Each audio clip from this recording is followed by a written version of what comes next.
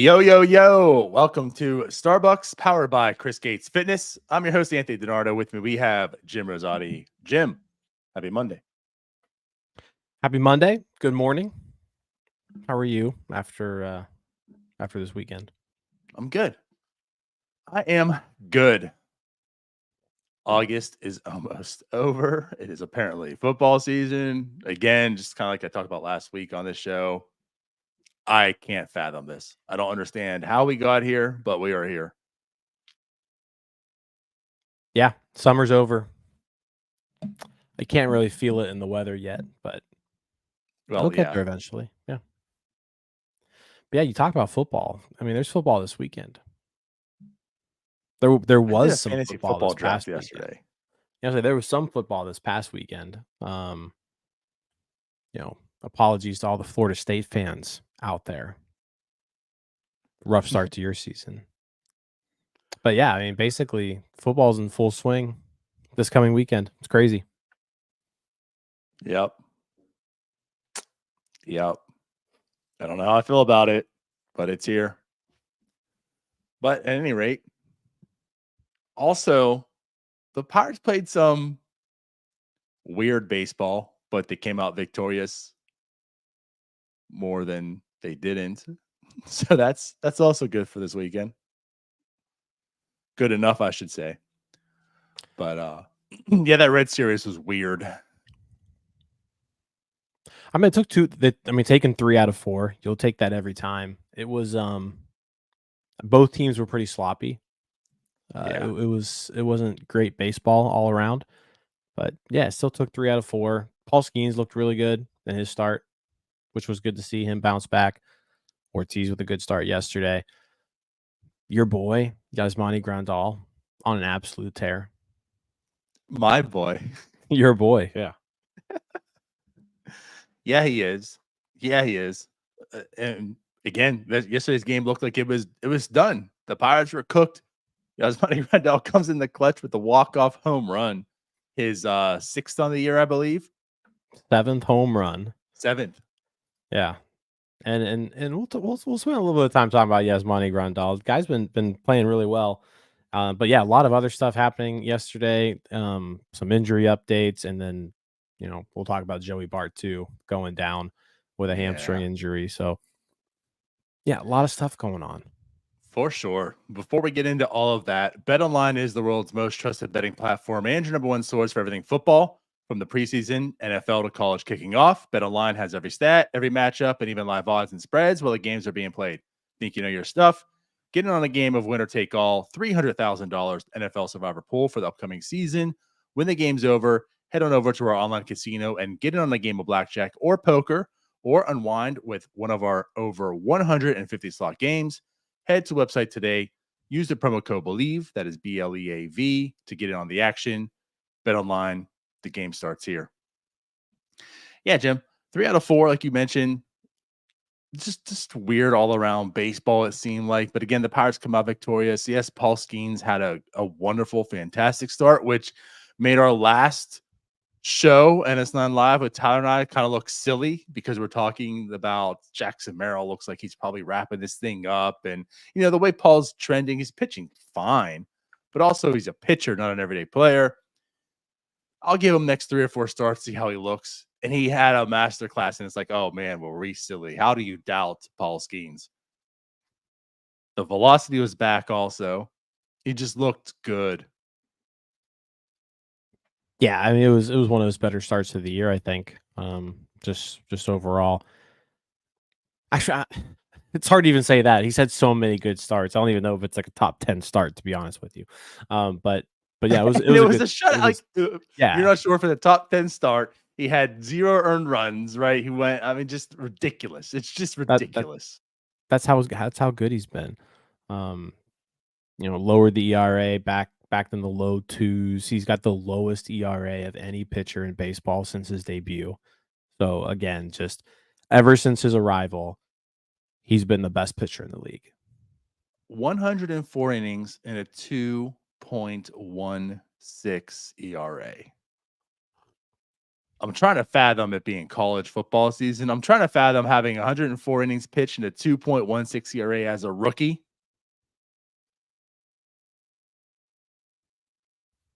It's impressive. I don't get it. I said it's hard to have new adjectives for him. It's just a new superlative that you've got to use every single week for the guy. He's been outstanding ever since being called up. And he just continued it this weekend. And you hope he can kind of continue down the stretch. Ben Sherrington did say, and multiple times kind of in the last week, that the plan is for him to keep going, whether that's limit his innings during starts, throwing in an extra day here and there in between starts. I mean, he still has yet to pitch on 4 days rest in the majors. So every time they have a chance, they usually bump him back a day. So I mean, if they continue to do that, give him a little bit of prolonged rest, watch his innings. He probably could have gone a 7th inning on Thursday is when that was. He probably could have gone a 7th inning, but it was like, why push it? The Pirates were up big at that time, so they pulled him and took him out pretty early. But yeah, they're gonna hopefully we're seeing him the rest of the year. Absolutely. Other things that happened, Hunter Stratton had a nasty injury, a ruptured patella, partially. I'm not sure what that totally means for him. Of course, we'll find out, the length. The season's wrapping up here, but is it something we'll be able to return next year or not? That's, I think, where we're really kind of questioning here.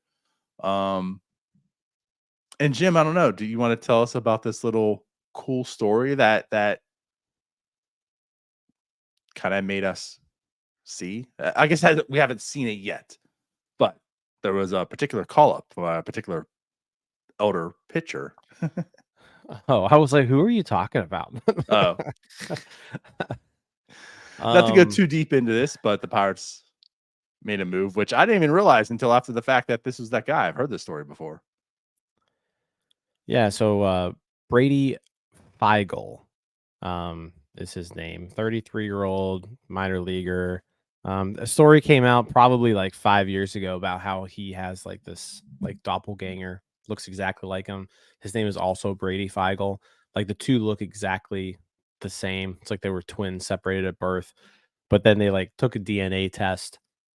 They're not related in any way. They just look alike and they have the exact same name. So kind of a crazy story. But yeah, I mean, this dude's 33 years old. He started his career in the minors back in 2014. So the dude's been around baseball for a long time. Playing for the Braves and the Rangers. Then some independent ball, was out of baseball for a couple of years. The dude hasn't played affiliated ball, like affiliated with a team, since 2019. Pirates pick him up this offseason, sign him to a minor league deal. And like he hasn't been great at Indy, right? Like I don't know if you can necessarily say he's like banging on the door asking for a call up, but Pirates needed a pitcher. He hasn't been awful in Indianapolis, but he's been serviceable. Serviceable for them. So they called him up, and yeah, I guess you could say it's this year's Drew Maggi, right? It's a good story. You could also say in year 5 of Ben Sherrington, it's time. It's not time for good stories anymore, right? But fact of the matter is, Pirates are probably on the outside looking in. It's a good story. They needed a pitcher. I wouldn't expect this guy to be on the team very long, especially with all these guys on the IL getting ready to come off. But they needed an arm right now, and it's 33-year-old rookie Brady Feigl. There you go. Yeah, like I said, I was leaning much towards like we're talking about. Like I don't need these stories, like the 33-year-old pitcher's been out of baseball, and then I found out that it's this guy. I know this story. I didn't even know he was with the Pirates this entire time. So that tells you a lot about that. But anyways, yeah. So Hunter Stratton goes down. Injury looked pretty bad. We'll find out soon enough, I'm sure. And then another injury. Joey Bart goes down. That guy's getting banged up right and left, it seems. But he finally hits the IL after all these bruises he's taken. And Jim, I mean, a catcher goes down to the IL. You got to make a move to get another catcher up, and it's been done. We've been kind of asking for him to come back, maybe not for these circumstances, but Henry Davis getting the promotion once again. So he's back, at least for the near future. What do we think about this? Yeah, I mean, if you needed a catcher, this was the one to call up. He's crushing the ball in AAA. You've got to figure out at some point if he can hit major league pitching. So, now that maybe the team's out of it, there's less pressure on him. He can kind of focus on just being him. We'll see. I'll say this: it sucks though that Joey Bart got hurt. Like, that sucks. Mentioned it on the post game show yesterday. You don't hopefully he's not missing the entire rest of the year, because like I said, he's one of those guys that you wanted to see down the stretch, because he's been one of the few people playing well this season. So you wanted to see that continue throughout the end of the year. So hopefully Bart can still come back. But for the time being, yeah, you got to see. You have to give Henry Davis as many chances as possible to just see if there's something there. And as a first overall pick, he's going to get plenty of chances. This isn't his last one by any means, if this one doesn't go well. But you're getting to the point where, hey, you've got to start adjusting to major league pitching. But so what better time to do it than now, I guess? Yeah, I mean, the circumstances aren't ideal. I would still rather have Joey Bart here also. Joey Bart's been playing well. We've discussed and time again the sample size. You just want to see him play more and more and more to get more of that sample size heading into 2025 to understand who Joey Bart kind of is. I think he's on the team. He's a major league catcher, as we discussed, but is this a hot string of facing left-handed pitching and hitting it out of his mind? Or is this, I'm Joey Bart and I'm a starting major league catcher? So that's limited. It's limited at this point in time. He hits the IL, but on the same side, you now get Henry Davis up here. Like you mentioned, now it's time to see what he maybe is. I know a lot of people are writing him off. Bust. It's bust. This is his last shot ever. This is it. This is their time to find out what it is. And that's not the case. It's certainly not the case, like you mentioned. Also, to keep in perspective, 357 plate appearances for his entire career. We cannot enter bust territory over 357 plate appearances, 91 games. We're nowhere near that. If you want to say he's had 1,000 plate appearances already and this guy cannot figure it out, fine. But barely over half of a season to label anyone of a bust? No. Now, it's not to excuse what he's done. It's not to say that, this is just okay. I mean, we talk about how you'd have to struggle. He's been struggling way more than you want to see. So, yes, there are definitely concerns and worries. But the fact that he keeps going down the AAA and just completely mashing, we had Anthony Murphy on last week. There's still some struggles. There's still some things, but he's improved a lot of other areas where you want to see him improving on as well. And we talk, just again, going back to the O'Neal Cruz debate, he has to figure it out in the major leagues. There's not a whole much remaining for him to figure out and develop in the minors. He's got to do it against major league pitching. So he has to get those plate appearances.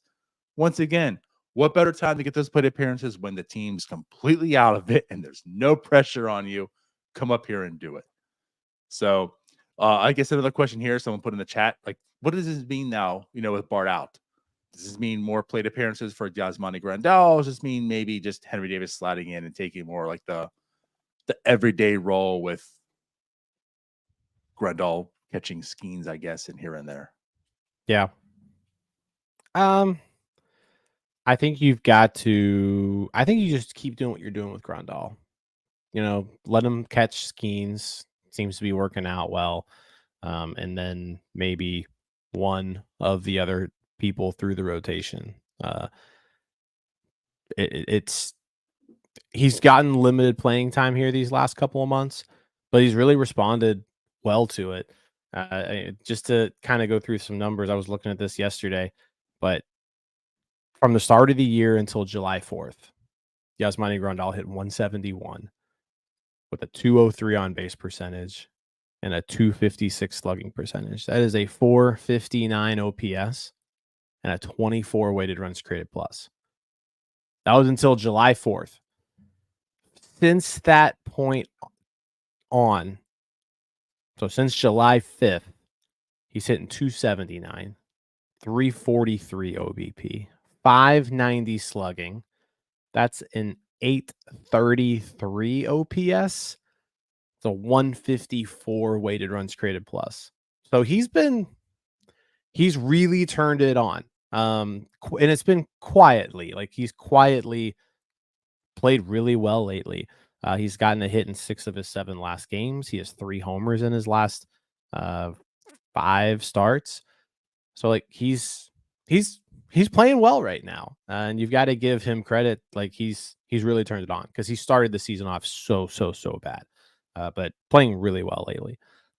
So I think you just keep giving him those 2 to 3 starts per week, like you're doing now, and then you give Davis the playing time that you were giving Bart. That's how I would go about it. And Bart was basically the everyday catcher. Like if we're kind of getting down to the nitty gritty, he was starting 60% of the time. Yep. That's where I'm at too. I think Yasmani is in his situation too. He's playing well, but it's not as if he's going to continue playing well if you play him every day. I don't anticipate that. So kind of keep him at these at-bats so he can perform. But you're 100% correct. He has been playing much better. And in those 68 plate appearances since July 5th, he has 17 hits, 9 for extra bases. Like, the guy also isn't just small sample sizing, baby-upping his way into this also. He's hitting for a lot of power, as we saw last night with that home run. So, and like the defense has also been eyeball test, and the numbers support it, but eyeball test also. Like the defense has looked better.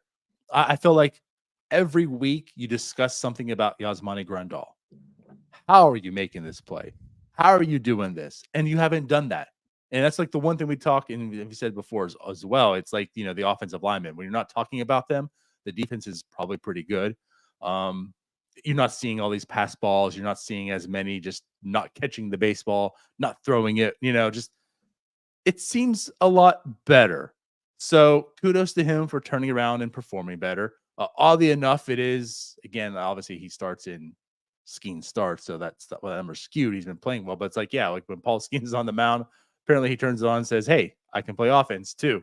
It's the Paul Skenes effect. Again, why he should be rookie of the year. He just makes everyone around him better, including Yasmani Grandal.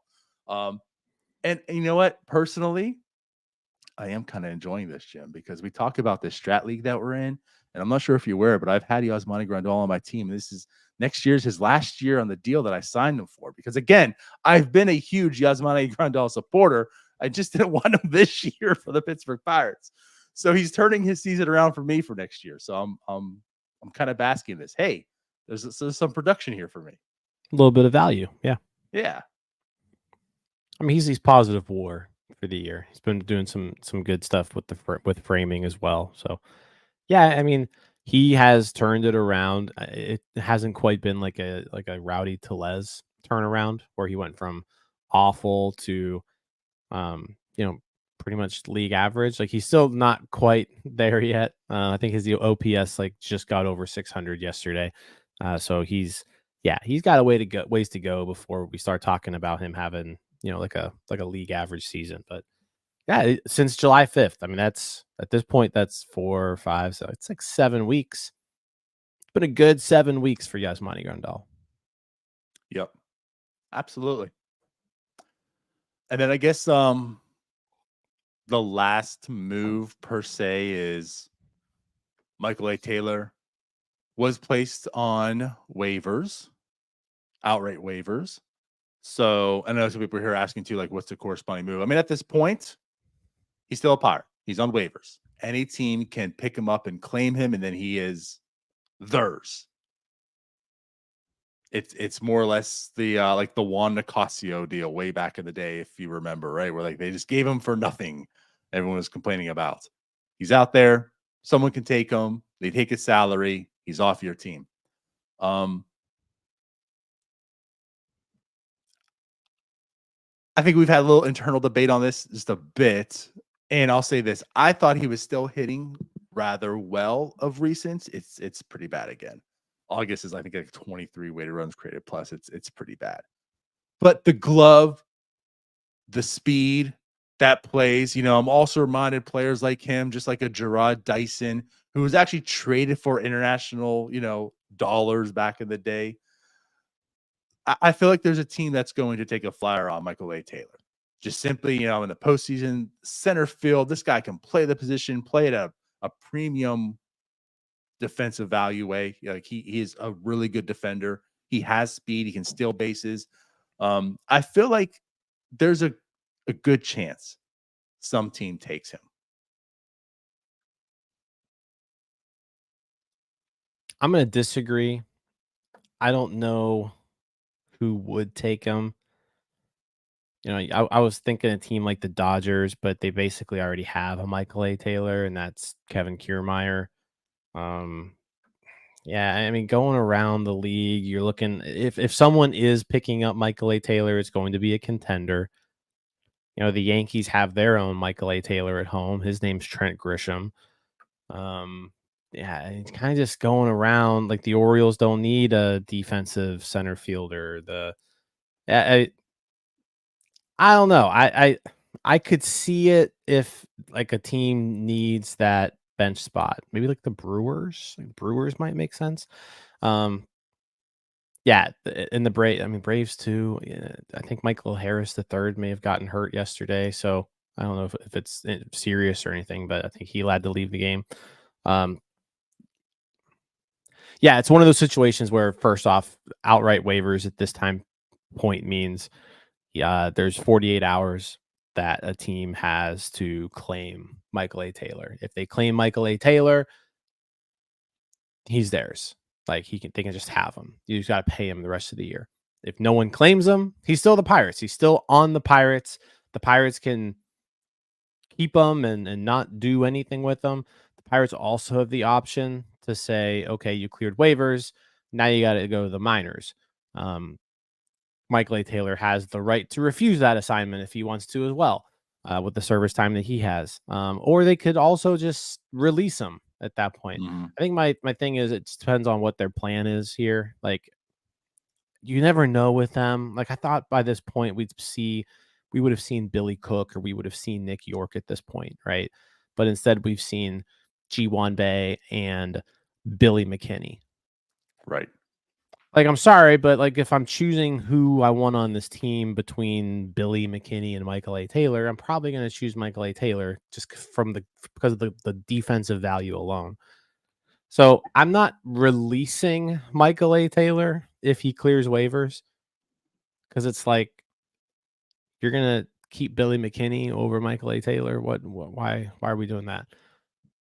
So I'm just kind of I understand the move. Like, there's no reason not to do this. The Pirates are out of it. If you can get somebody to take on there's about $700,000 remaining in his contract. If you can get somebody to pay that, go ahead.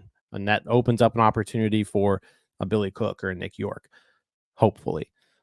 But knowing the Pirates, it could just mean another opportunity for Joshua Palacios. Like, I don't know.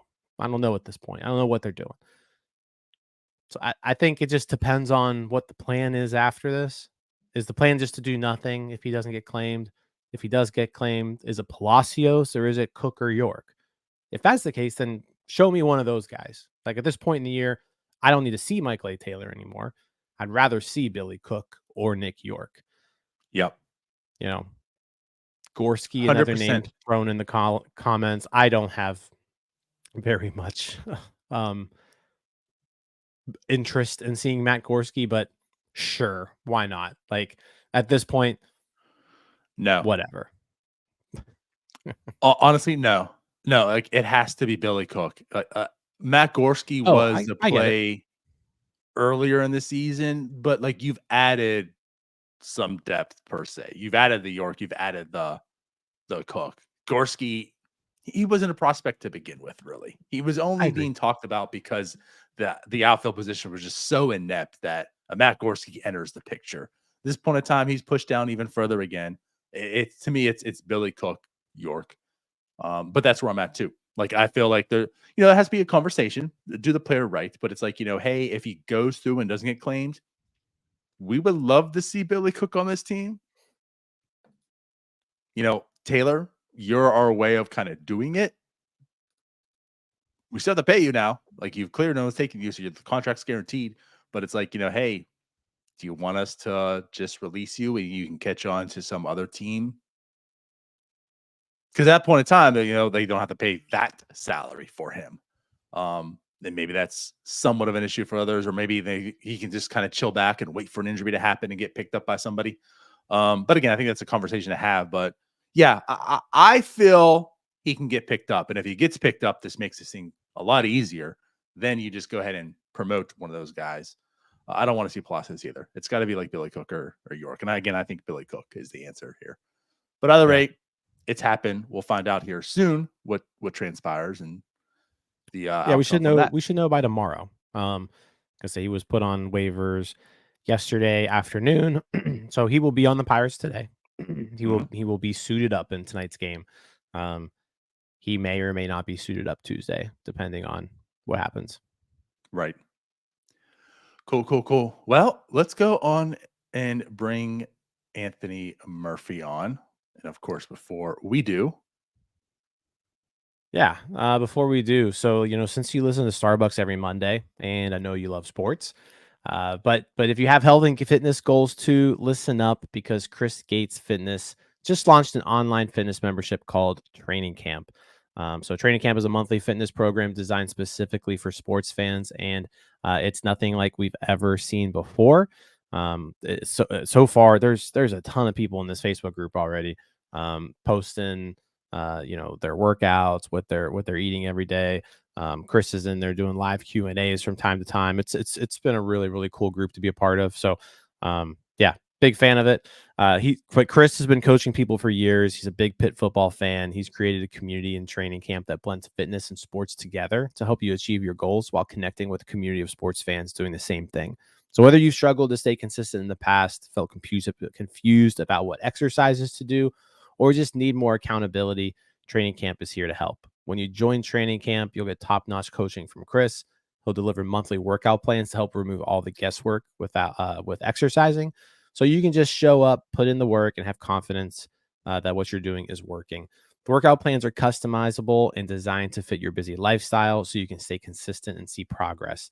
You'll also join the private online Training Camp community where members gather for support, participate in challenges, win prizes, and more. Training Camp is centered around sustainable results, no crash diets or extreme routines. You can drink beer, tailgate for Pirates games, Pitt games, Steelers games, and make progress. So, and Training Camp will teach you how. So after you get, you get all of this for less than your weekly coffee run.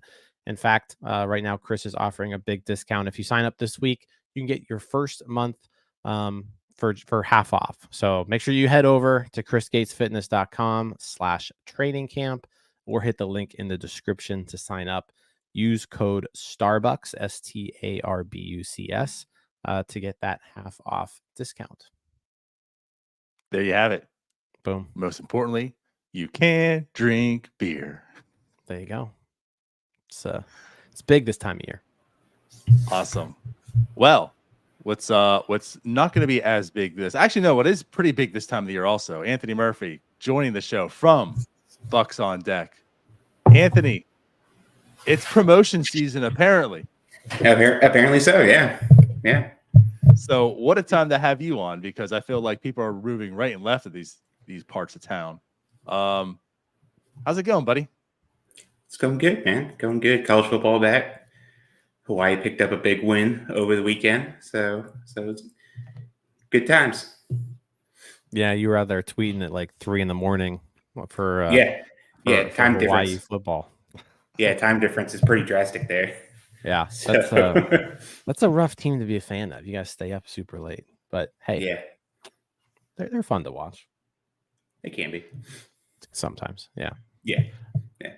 But yeah, so some promotions that happened over the week: Tamar Johnson, Greensboro to Altoona; Michael Kennedy, Bradenton to Greensboro; Javier Rivas, Bradenton to Greensboro. Did I miss? I think it was just those three. Did I miss any other ones? So yeah, some movement here. Yeah, so movement here heading into the end of the season. About 1 month left for most affiliates. AAA will go a little bit longer, but actually, no, never mind. It's not that long for most affiliates. It's for Greensboro and Bradenton. It's this week and next week. Okay, so 2 more weeks. And then, Greensboro made the playoffs, so they'll play a little bit. They could play a little bit longer. And Indy's got like a month left. Yeah. They wrap it up around till the end of end of September-ish, something like that. Okay, got it. Cool. Well, let's kind of talk about who performed this week. So let's start on the pitching side. Pitching side, yeah. Pitching side, Carlson Reed had another good week. There's a lot of good stuff in Greensboro this past week. Carlson Reed, double-digit strikeouts for the first time in his career. The Grasshoppers actually had 2 different guys strike out at least 10 hitters in a start. Carlson Reed struck out 10, and then I don't know if it was the next day or like the day after, Wilbur Dotel struck out 10 as well. His stat line didn't look as pretty as like Carlson Reed's did. He gave up like 5 runs, 4 earned or something like that. But they both double-digit strikeouts, looking really good. Reed has like a 0.48 ERA since being promoted to Greensboro. Like he had been pitching good in Bradenton, but like getting to Greensboro, he's just kind of like kicked it into high gear. Fastball's looking a lot better. Don't get reliable velocity radar readings down in Greensboro, so not sure what he was hitting, but it looked like he was throwing it a little bit harder right before he got promoted. So that's good to see. So just solid week for him. Like I said, with Patrick Riley getting traded, Carlson Reed was like the strikeout leader, but I think like Bubba Chandler overtook that now.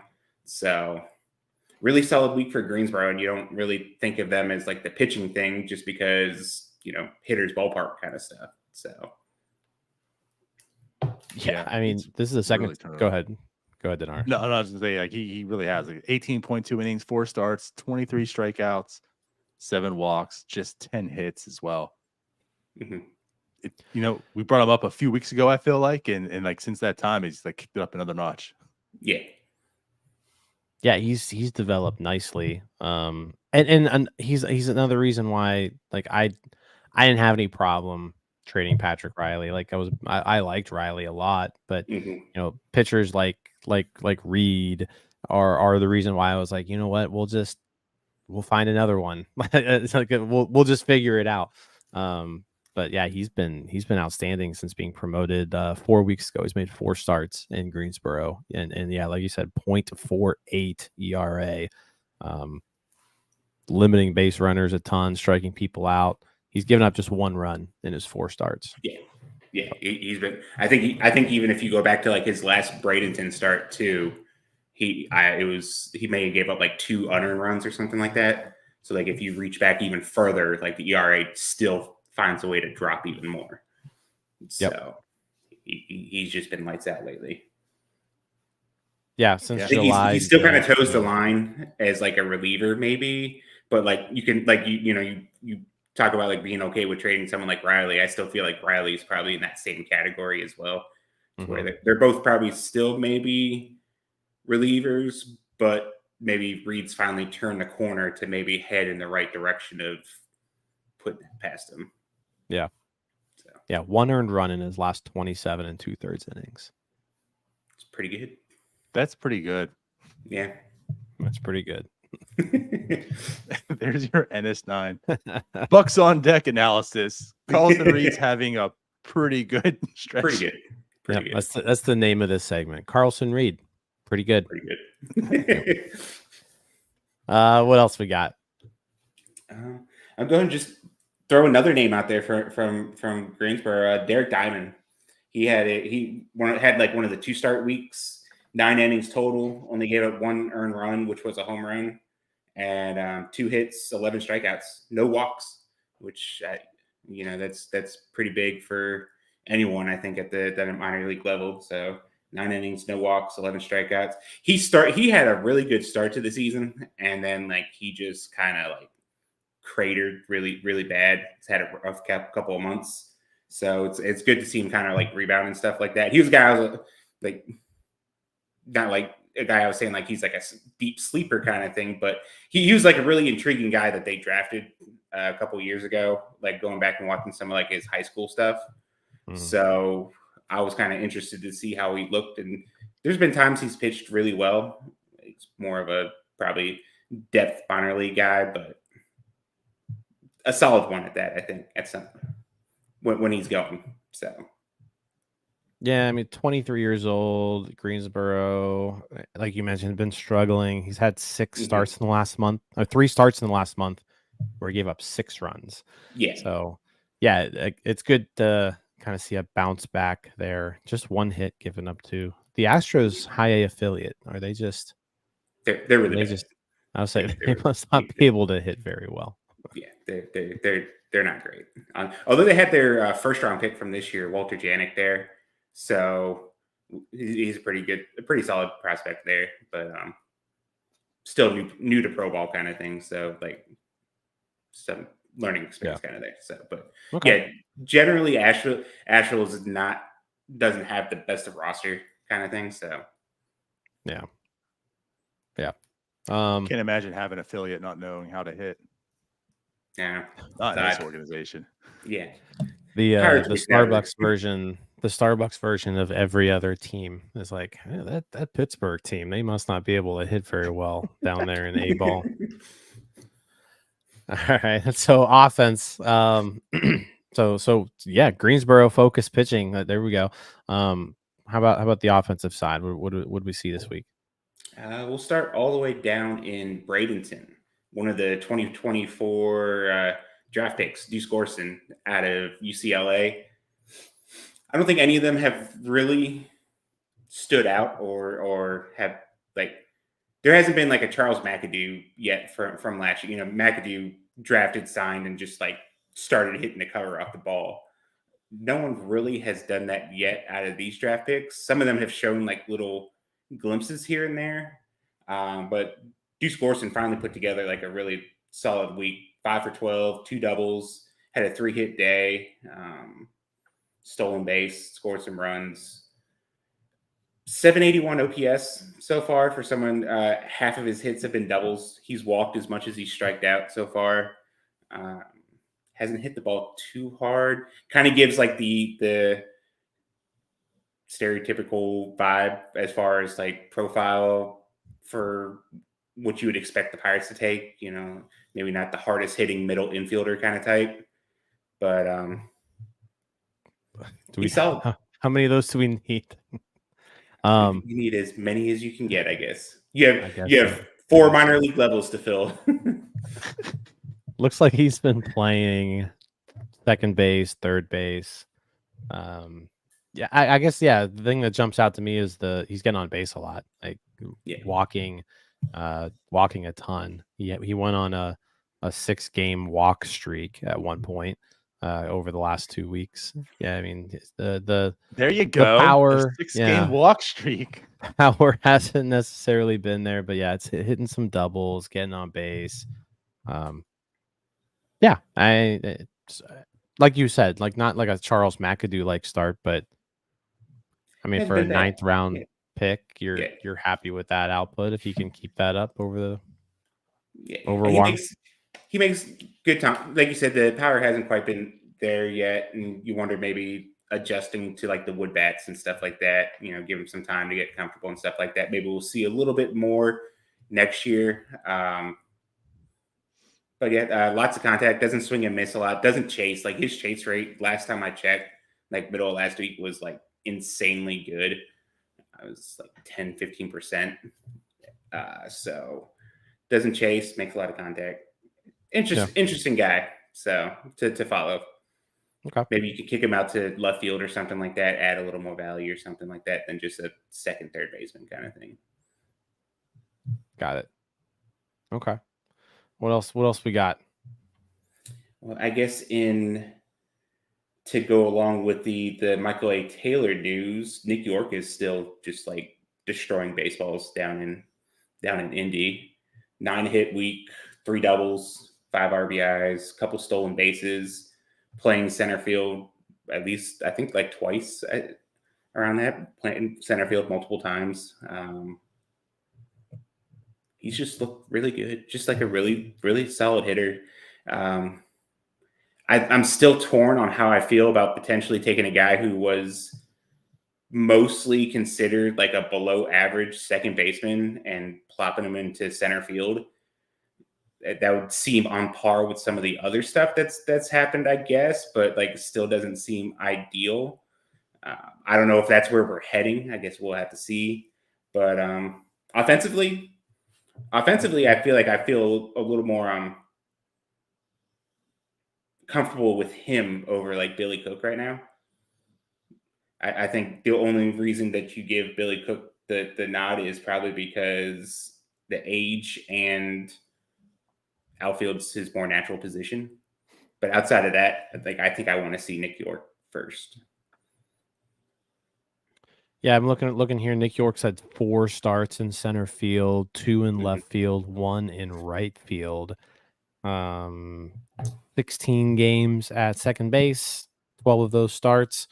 So yeah, definitely getting the majority of his time at second base. And minor league statistics are kind of tough to read, but he does have 4 errors in the 16 games at second base, so that seems pretty high. But again, minor league errors are always a little bit off. Yeah, I mean, he's been crushing the ball since coming over, and he was crushing the ball in with Boston as well. So I would like to see him. He's 22. I think I agree with you. Like Cook is probably next guy up just because of the age and the experience, and you've got to put him on the 40-man anyways. So you gotta put them both on. Yeah, you got to put them both on. So yep. Yeah, I think how much center field has Cook been playing? I probably if it's more than what York has played, it hasn't been much more. Okay. And as far as how they've looked in center, really both of them, York and Cook, how has that seemed? Because yeah, York, the speed isn't necessarily there, probably what you'd want to see out of a center fielder, but I will say this. When I remember when Ji-Hwan Bae first started taking reps in center field, and it was very noticeable that there was some path and whatever you want to call it issues early on. Like he wasn't quite sure. I haven't noticed that yet with that. And said it was very obvious with Bae. Hasn't been if they haven't been good out there, it hasn't been bad enough to where from a TV broadcast I can pick it up immediately. So got it. Yeah. And I will say about the Billy Cook and Matt Gorski thing, they are rated right next to each other on Baseball America still. I'm not advocating for Gorski. I'm not really interested in seeing Matt Gorski get major league reps just because like I've seen enough of him in the minors.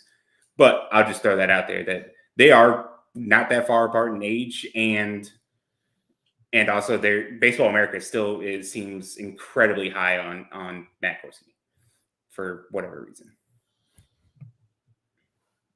Yeah. They're rated right next to each other on their top 30. So I'll put it this way.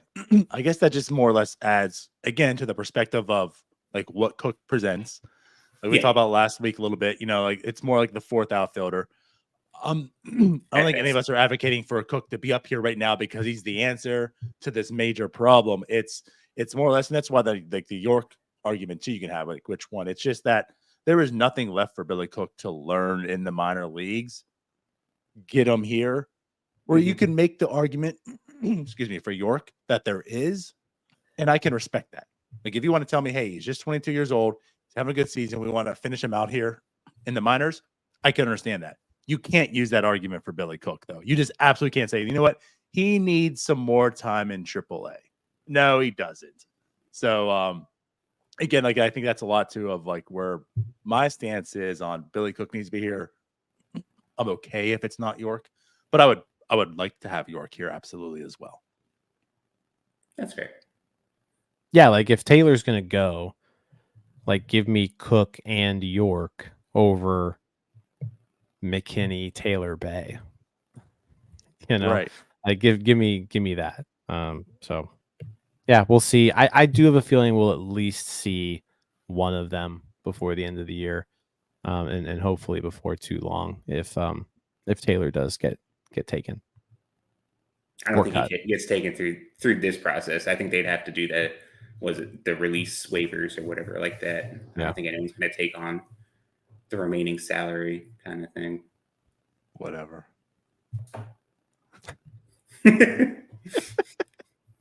Yeah, and I don't know if they even release him if that's the case. So, bro, I don't. We could be talking about nothing that ends up happening.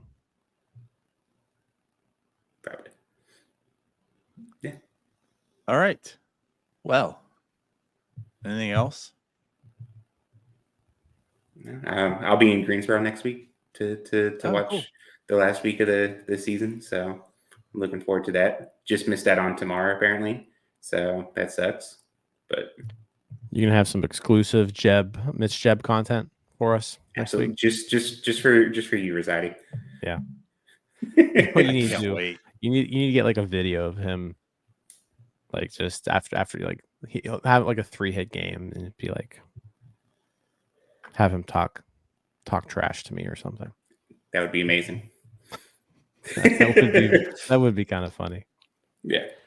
No, that'll be good. So yeah, have a good time in Greensboro watching them. I mean, they're going to be in the playoffs fighting for what is that? South Atlantic League championship in a couple weeks. Mm-hmm. See how it goes. Yeah. Yep. Looking forward to it. Cool. Well, Murph Dog, as always, appreciate you coming on. For all you people that want to hear more from him, you can check him out on Twitter or X, if you new people that want to call it that. At __ Murphy88, correct? Correct. And of course, the Bucs On Deck Substack. The podcast comes out tomorrow. You guys did your new rankings of the Pirates farm system, so check all this stuff out. And yeah, we'll see you next week with the Mitch Jeb footage. Sounds good. Yeah, we're all looking forward to that. You got to give people what they want. Yep, absolutely. Yep. All right, thanks, Murphy. See ya. All right, no problem. Thanks for having me on. Bye. All right, Jim. So, you know how he better not have Mitch. He better not have Mitch Jeb content. He needs to come to the table with more than just Mitch Jeb content next week. Listen here, I'm going to ensure there is Mitch Jeb content. What he does have to have, though, is he has to have Mitch Jeb just talking so much trash on you. I would welcome that. Absolutely. Bring it on, Mitch. Bring it on, Mitch Jeb. Is that a new shirt? Bring it on, Mitch. Bring it on, Mitch. Anyhow, yeah. So, hey, the Pirates took 3 out of 4 from them. Now they got the Cubs coming into town. Again, these games don't really mean much in the sense of playoffs, right? But you still want to finish out the year strong. Henry Davis is getting called back up. The Pirates have the Cubs coming in. And of course, any Pirate fan just wants, the Cubs to just have misery in their lives. So this is a pretty interesting series. And I say that also to the effect of the pitching matchup. There's going to be someone making his return. It's not official, but like it's unofficially official.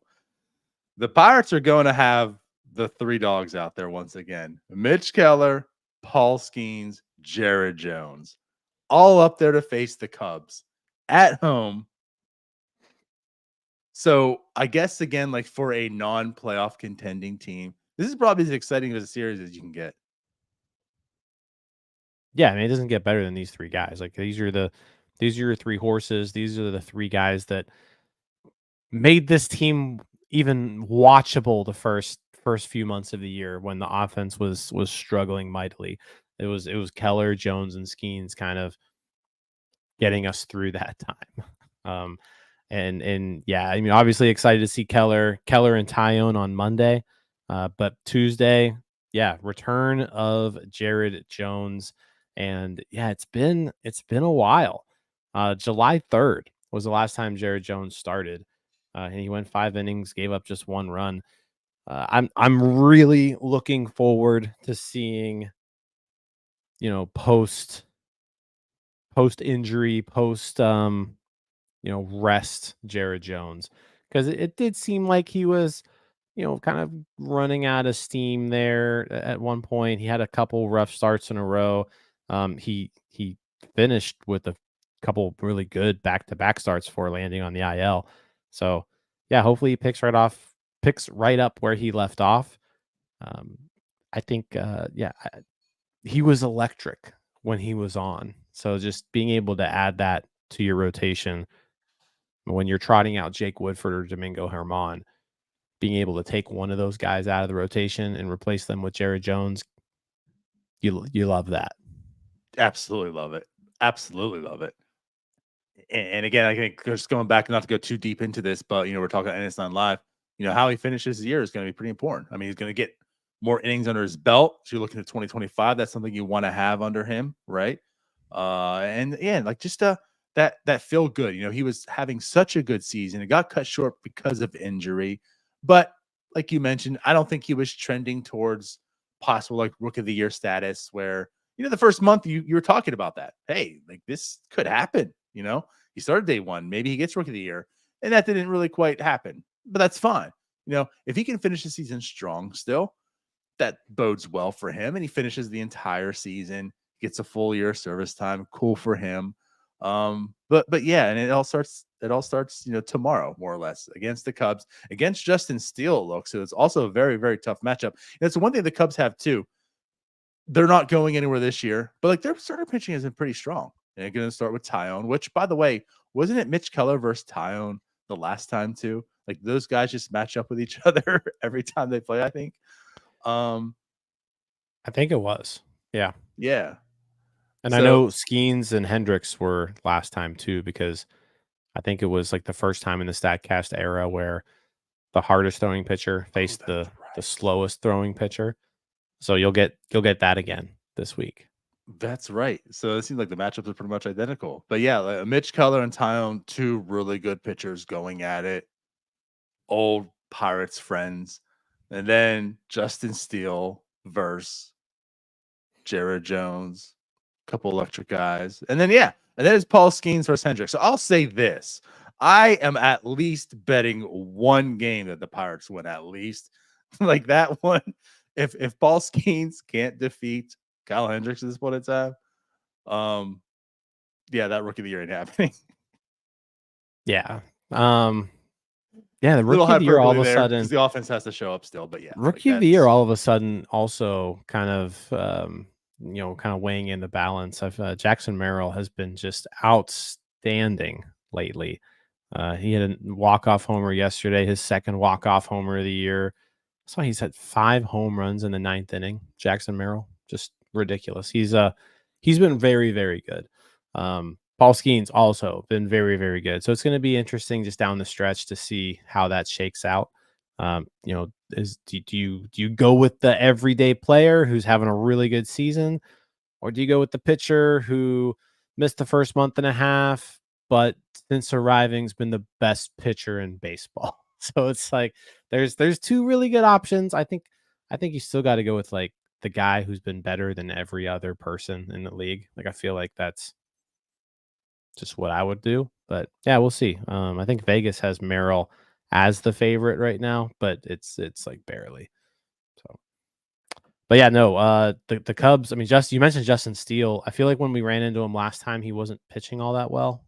Mm-hmm. Like he kind of started off the season a little rough, but he's been pitching outstanding lately. So his ERA is down to 3.07. So like you kind of look up. And, I thought he was having a shaky season, and it's just as good as it's ever been for Justin Steele. So, he's kind of rebounded his season. Hendricks definitely still, struggling. He has not had a good year. You gotta wonder how many more starts he even has in him before retiring, because it has not gone well for him. But You still joked just of your 34. other team's Starbucks, right? Whether we be talking about, about Yeah. the Pirates farm, like if this was the Chicago Cubs version of Starbucks, right? Well, we would be going ballistic right now. Like, how is Hendricks even on this team? So I thank the Cubs for allowing Hendricks to still be on their team. Yeah, I wonder how that is though, because the one thing that the Cubs, the one thing that Hendricks has going for him, I think he's the one holdover from the World Series team. I think he's the Cool. only player on the Cubs who was in that. So I don't know. You kind of think you got to hold him, near and dear to your heart a little bit if you're a Cubs fan. Like, even with this disaster of a season, it's like, yeah, but he helped us win a World Series. It's like if Andrew McCutchen was struggling, like we still love Andrew McCutchen. No, because All right, you're right. Kyle Hendricks isn't the Cubs version of Andrew McCutchen. You're right. Right. But the dude's been on their team for 11 years. He's been an 11-year Chicago Cub. He's won a lot of games, won a World Series. He's won an ERA title. I don't know. I don't know how I'd feel about that. I've never had to experience that. I've never been like, hey, how's the old guy from our World Series team? How's he doing? That thought has never crossed my mind. So I have no idea what Cubs fans are thinking right now. Fair enough. But yeah, he's bad. He's been really, really bad this year. 101 innings for him. He's got a 6.33 ERA. Much not the same as Paul Skenes, who has about the same innings pitched and a 2.16 ERA. So yeah, that's the last game of the series. But at any rate, like, the Cubs team is, technically they're better than Pirates right now. But the starting pitching is been really, really strong for them. The bats is, whatever, the relievers, whatever. They've been getting by the starting pitching also. 2 out of the 3 matchups seem very, very evenly matched. And then, of course, the one at the end favors the Pirates, obviously. So I think it's going to come down to, a lot with the offense and which bullpen can hold the lead or not. Yeah, and I mean, Pirates bullpen, they've just been they're shaky. Sometimes they're great, sometimes they're not. It just kind of depends on the day. Depends on the player too. Like, they're just not consistent. The one thing that they're No. consistent on is how shaky they can be. Yes. Yeah. They are a model of inconsistency. There it is. Absolutely. Outside of, like, Dennis Santana, oddly enough, I don't think I can give him enough praise at this point in time. He's been, and yesterday too, just proving it, he's been clutch. But the problem is, the next time that you need him, he's going to be that guy. But yeah, I mean, that's 100%, right? Like, that's right. what I expect. But yeah, you got allow me to indulge here, DiNardo. The Pirates are what, 62 and 68. What if they sweep the Cubs? Which, with this pitching lineup, like, it's possible. Then you're 65 and 68. All right, stay with me. I haven't even looked at the standings for 2 weeks now, so I need to. Because here's the thing: if you can sweep the Cubs and then just, like, hold your own against the Guardians, win 1 of 3 against the Guardians, then you've got Cubs, Nationals, Marlins, 10-game stretch.